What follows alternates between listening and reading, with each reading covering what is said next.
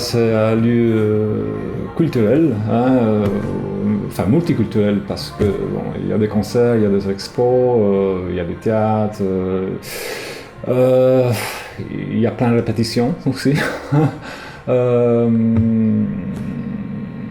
Donc l'Anvers existe depuis 2002, 11 mai 2002.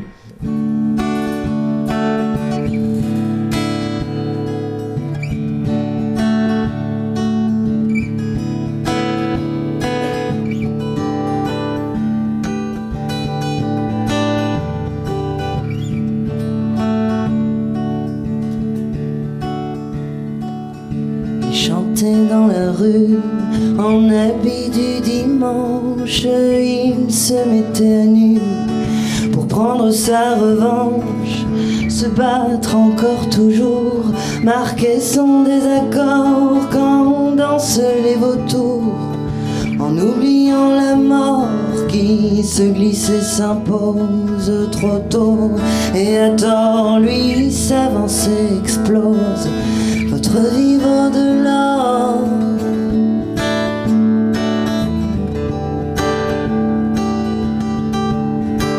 Votre vivre de l'or.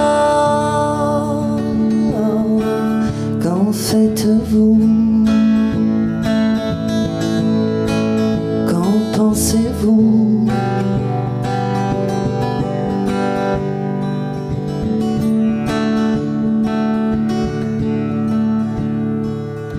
Marchait bien en vue, en criant haut et fort. Les nonnes avaient bien vu, les nonnes n'avaient pas tort. Moi qui l'ai entendu, je n'ai aucun remords, puisqu'aujourd'hui qui l'eût cru, ses rêves vivent encore. Imagine, tout espoir n'est pas mort.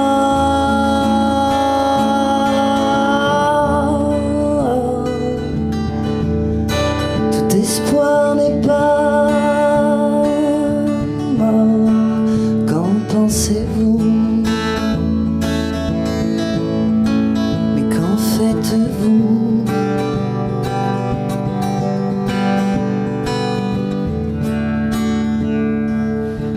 Donc l'Anvers est surtout propice à des concerts plutôt intimistes et acoustiques, même si on a déjà accueilli des concerts noise, mais là c'était une collaboration extérieure. Donc il arrive qu'il y ait des concerts un peu plus bruyants, mais disons que c'est pas vraiment la règle.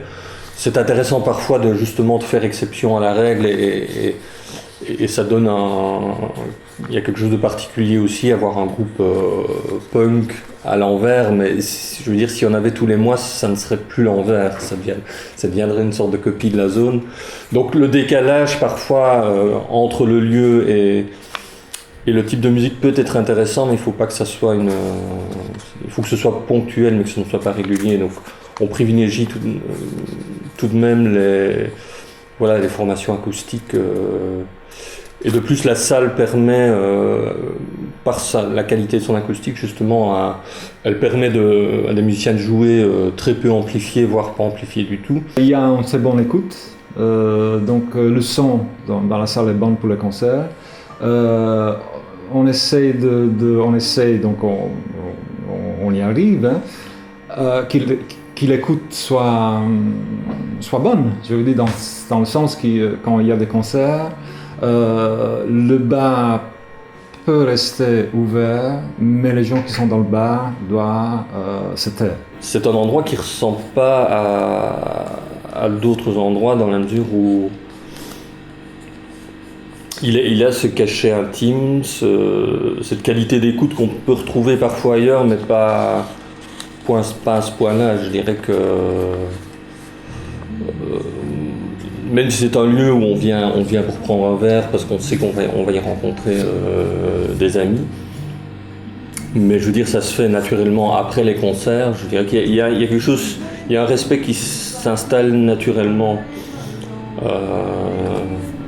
Je sais qu'il y a des lieux où il est parfois pénible d'aller goûter les concerts parce que les gens bavardent pendant et que ça semble être naturel, donc ça semble être quelque chose qu'on doit accepter. Et c'est quelque chose qui n'a jamais été... on n'a jamais dû vraiment imposer le silence à l'envers. C'est quelque chose qui... je ne sais pas si c'est le nom, atelier d'art et d'essai, je ne pense pas que ce soit ça qui... Mais je pense que c'est le lieu impose une forme par lui-même, une forme de respect. Et je pense que le fait qu'on ait aussi une programmation sous cette forme d'agenda, avec chaque fois un texte explicatif aussi, donc je pense que ça témoigne aussi du souci vraiment de présenter les choses. C'est pas un lieu où n'importe quel groupe vient parce qu'il faut programmer. Et d'ailleurs, il arrive qu'on ait une programmation. On ne programme pas forcément tous les vendredis, samedis. Il arrive parfois qu'on ait des très longs week-ends, des week-ends où il n'y a pas de concert parce qu'on n'a pas estimé qu'il y avait quelque chose de suffisamment intéressant à programmer à ce moment-là. Donc on reste très libre aussi à ce niveau-là. Et je pense que le public qui vient ici sait c'est pas ce sera pas on peut se tromper, on peut programmer des choses, on prend des risques aussi, on programme parfois aussi des choses qui sortent vraiment des sentiers battus. Donc le public peut être désarçonné, mais il sait en tout cas que ce sera pas banal.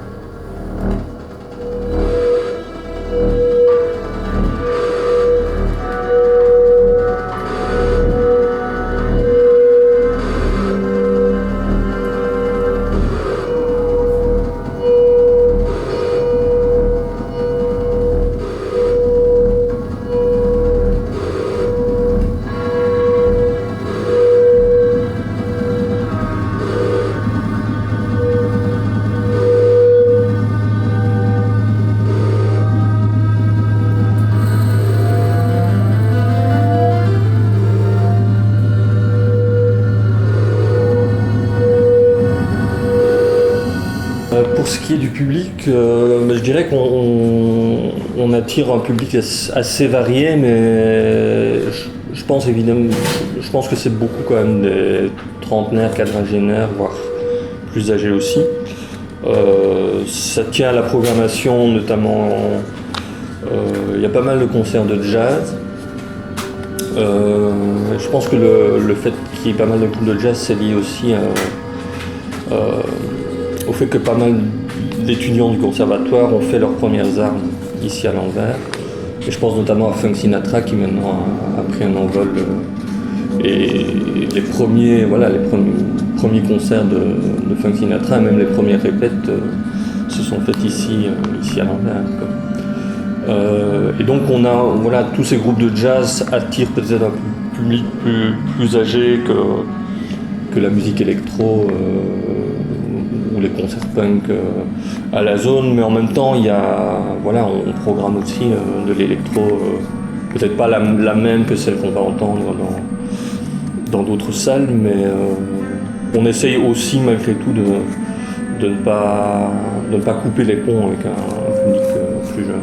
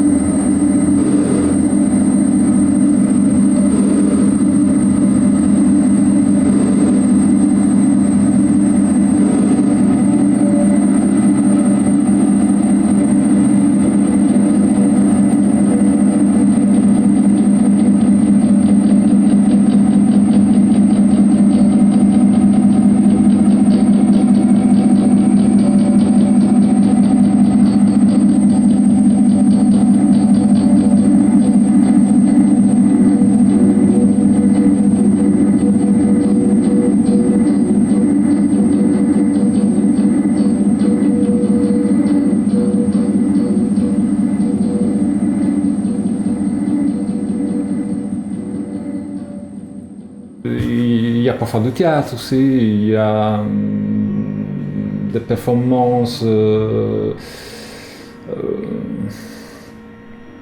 multidisciplinaires où il y a de tout dedans. Il y a eu des créations de spectacles aussi. Et surtout, on offre aux artistes la possibilité de pouvoir venir répéter et créer aussi des spectacles à l'envers. Donc il faut savoir que l'envers est utilisé donc, en concurrence plus ou moins entre 20 et 30 fois par mois donc, de répétition.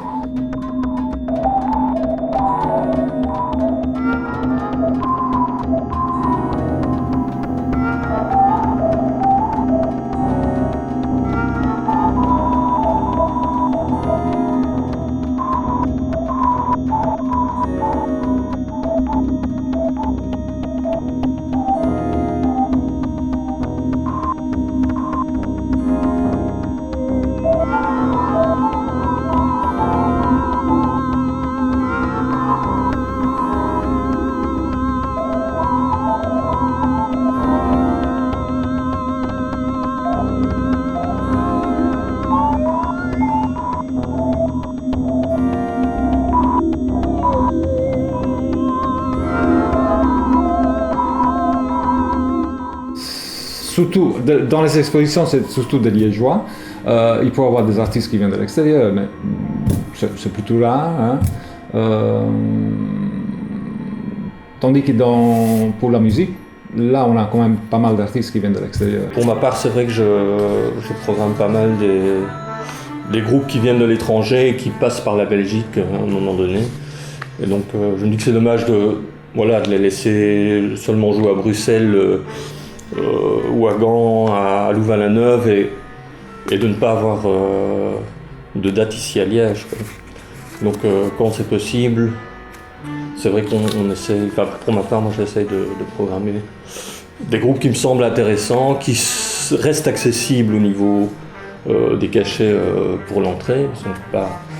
On n'a pas les moyens non plus d'attirer des groupes qui demandent des cachets trop élevés. Mais c'est vrai que les groupes en tournée ont parfois cet avantage, c'est que ils ont une date libre, ils ne cherchent pas forcément à gagner de l'argent, mais simplement à remplir leur agenda de tournée. Donc, et comme de plus l'Anvers est un lieu très apprécié en général des musiciens, ils n'hésitent pas non plus à revenir les années suivantes lorsqu'ils ont eu le plaisir de venir chez nous.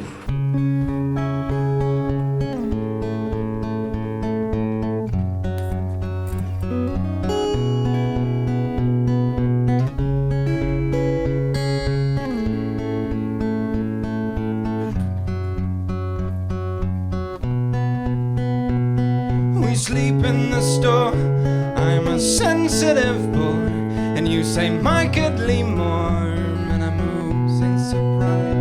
But it's late in the day, and you're well on your way. What was golden went grey, and I'm suddenly shy. And the gathering oozes pretend to be woozy, and all sneezing darkly in the dimming divine. I have read the right books to interpret your looks, and you were knocking me down with a palm of your right. Pour ma part, je suis assez surpris que on reçoit des messages de groupes de l'étranger qui nous disent avoir entendu parler de l'Anvers. Ce ne sont pas non plus forcément des groupes super connus, mais c'est vrai qu'on a accueilli quelques groupes d'une certaine importance et des musiciens vraiment très talentueux. Et donc c'est un peu, je dirais, une fierté qu'on peut avoir aussi. C'est que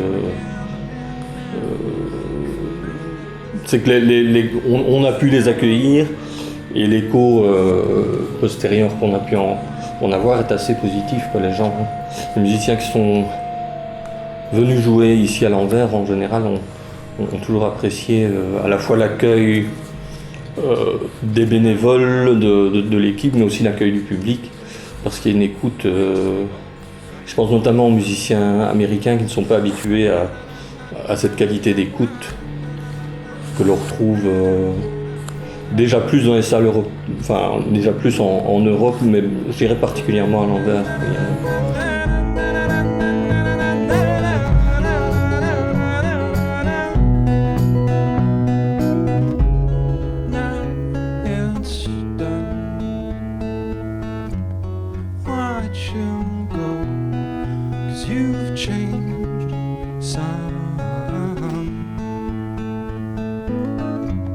Water runs from the snow.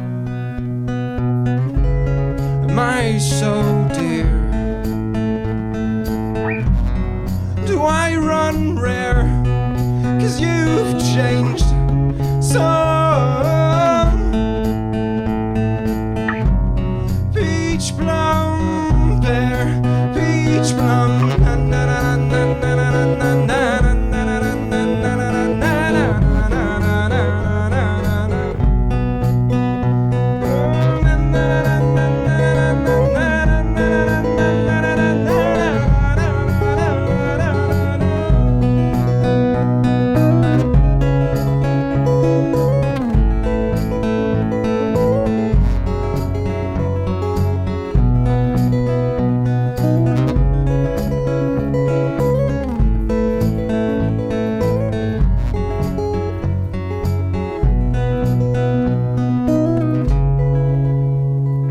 Bon, là, ce qu'on appelle, il y a quand même un conseil d'administration, comme dans tous les ASBL. Il y a aussi une assemblée générale. Maintenant, le fonctionnement à l'intérieur, bon, c'est vrai que c'est les gens qui sont sur le terrain, disons autour de l'Anvers, avec tout le monde qui vient, qui aide pour le bar, pour la programmation, pour des gens extérieurs je crois qu'on est une petite vingtaine, mais le groupe, disons, comment dire, qui est vraiment sur le terrain, bon, je crois qu'on est une petite dizaine. C'est Joe au départ, ainsi que Gianni et quelques autres qui ponctuellement organisaient des concerts. Et puis la programmation prenant de plus en plus d'ampleur, Joe a fait appel de plus en plus à des collaborateurs, dont moi, dont Phil, Olivier, Pierre. L'équipe est maintenant plus ou moins stable, mais elle reste ouverte à plus ou moins long terme à d'autres collaborations. Donc ici il y a une équipe, donc on est 5 programmateurs, parfois 6, ça dépend. Mais ça n'empêche d'avoir des partenariats avec des autres associations qui viennent organiser ou programmer des concerts ici. Je pense à June Orange ou même à Anestaus. C'est ce qui permet aussi, le fait d'avoir plusieurs programmateurs, d'avoir une programmation éclectique. Je dirais que chaque mois on trouve à peu près tous les domaines, tous les styles musicaux, du jazz à la musique contemporaine en passant par la chanson française. Parfois il y a des mois où curieusement il y a plus de musique folk, d'autres où c'est surtout du jazz. On n'a pas un systématisme. Et alors je dirais que chacun programme aussi suivant ses envies et suivant ses affinités. On a quelqu'un qui s'intéresse particulièrement à la chanson française, qui est chanteur lui-même, donc qui connaît le domaine, qui a des contacts. On a Olivier qui s'intéresse plus à la musique expérimentale. Pour ma part, moi c'est essentiellement la musique folk, mais je m'intéresse aussi à d'autres musiques, plus pop-rock, plus expérimentale parfois aussi. Donc, mais c'est vrai que j'ai programmé pas mal de musique folk à un moment donné.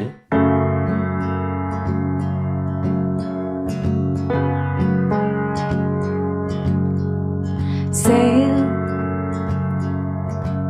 away in the mist of your dark darker stays. Stay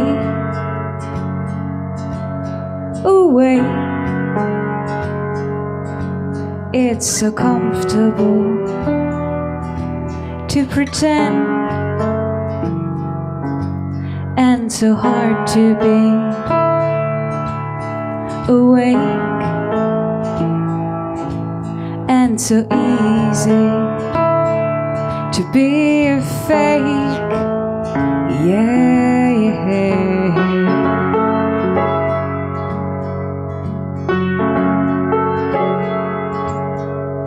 Go your way if you feel no need to be sincere. Close your gate when honesty makes you hesitate, 'cause it's hard to be awake,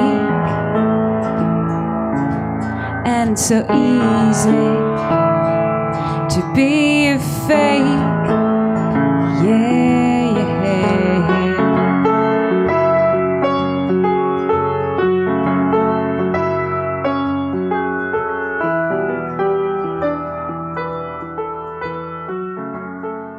En effet, il faut savoir que l'envers, tout au début, avant de,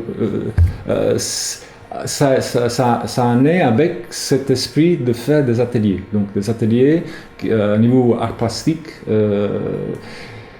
et aussi donc des concerts, mais finalement bon, ça a un petit peu avec le temps ça s'est transformé, mais ça reste toujours un atelier, je veux dire, où on crée des spectacles. Je dirais que la dénomination Atelier d'art et d'essai qui était le projet de départ, donc au départ il n'y avait pas de programmation, il n'y avait pas d'agenda papier, on programmait de manière... on programmait très ponctuellement et c'était pas la programmation était juste la conséquence du travail antérieur, mais c'était pas le but. Et ici, ça ne fonctionne pas comme un atelier où il y a des stages ou des... Non, c'est un atelier où il y a les musiciens, les comédiens, les artistes qui viennent créer carrément. C'est dans ce sens-là. Je dirais que la dénomination Atelier d'art et d'essai reste fidèle à la philosophie du lieu, je crois. Donc l'idée c'est art et essai, même dans la programmation, donc on programme des choses parfois très expérimentales. L'envers donne de l'espace aux artistes, c'est ça qui est bien. Et donc on accepte les choses, et les choses se font, et il y a une dynamique qui se crée, et c'est bien que ce soit comme ça.